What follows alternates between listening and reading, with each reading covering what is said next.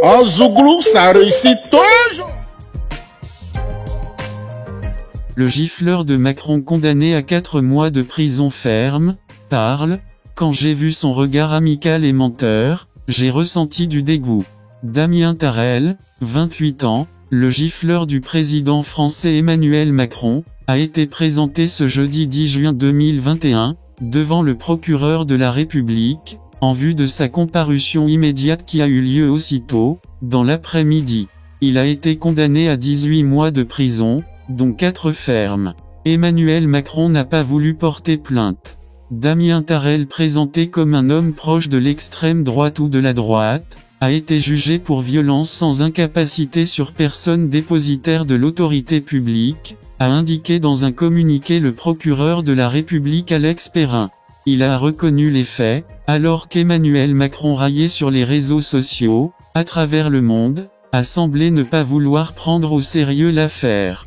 Ne faisons pas dire à cet acte imbécile et violent plus qu'il ne faut lui en faire dire, a-t-il déclaré.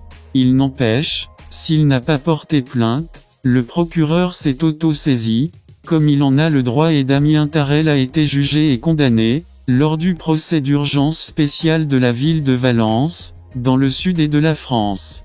Il s'en est plutôt bien sorti, avec les 4 mois de prison ferme et 14 mois avec sursis, sans paiement d'amende. À la barre, il a expliqué ses motivations, déclarant que son attaque était quelque peu impulsive et imprévue, mais motivée par la colère face au déclin de la France. Quand j'ai vu son regard amical et menteur, j'ai ressenti du dégoût et j'ai eu une réaction violente, a déclaré au tribunal Damien Tarel. Son compagnon qui a filmé la scène, lui, n'a pas été poursuivi dans le cadre de cette affaire. Il sera, par contre, poursuivi pour détention illégale d'armes à feu, découverte à son domicile, après la fouille, suite à l'incident. Alain Lobognon face au juge. En prison, j'ai reçu la visite de 2 émissaires du gouvernement pour que je passe un message d'apaisement à Guillaume Soro. Mon domicile a été perquisitionné à l'absence de mon épouse.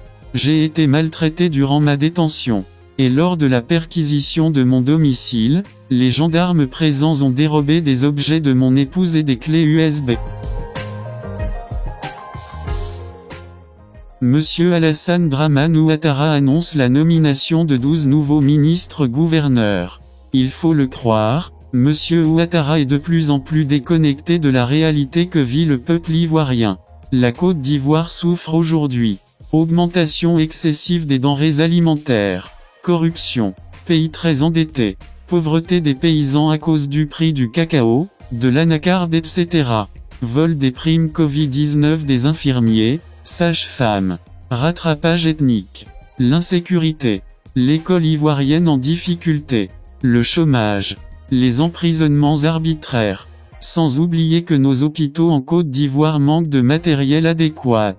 Mais Ouattara est prêt à gaspiller les fonds de l'État pour payer 12 nouveaux ministres à ne rien faire. Alors qu'on peut plutôt renforcer le budget des mairies, conseils généraux sous suivi en vue de propulser le développement local. Conclusion. Alassane Ouattara est déconnecté de la réalité des Ivoiriens.